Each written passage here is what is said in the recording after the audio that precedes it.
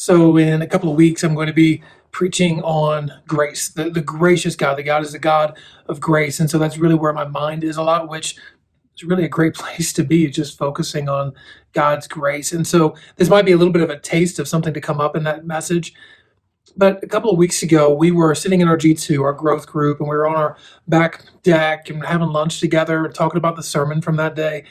And we were also talking about just things going on in our world, that our world is in just, at least our nation, and like chaos right now. Things this year have been absolutely insane. And yet, something I realized is that in the midst of all of this chaos, we live in Denver, so the Denver area, we're talking a few miles away. I can walk to Denver County, that there was a lot of unrest. People are scared. A lot of crazy things are going on. And yet I sat there on my back deck with some friends, having a good meal and talking about God's word, talking about a sermon that we got to hear.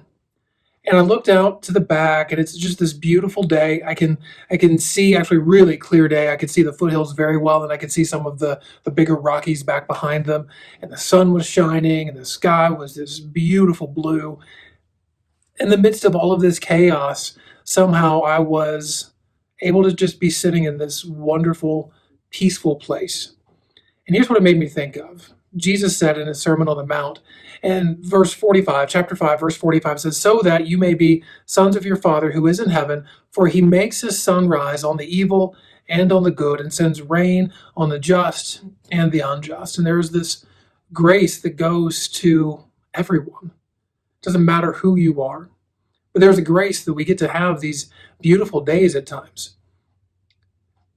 But the reason that we experience this, or part of what we're supposed to take from this, is the rest of that passage. "You have heard that it was said, you shall love your neighbor and hate your enemies. But I say to you, love your enemies and pray for those who persecute you. And again, so that you may be sons of your Father who is in heaven. For he makes his sun rise on the evil and on the good, and sends rain on the just and on the unjust." I didn't deserve to be sitting there in utter beauty while others, followers of Christ and not, are sitting in chaos and sitting in fear around the world. But I was. It was an incredible bit of grace.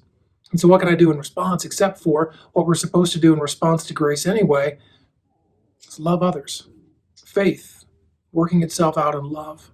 So take some time today, just think about the grace that you've experienced, the things that God is sending your way that you don't deserve.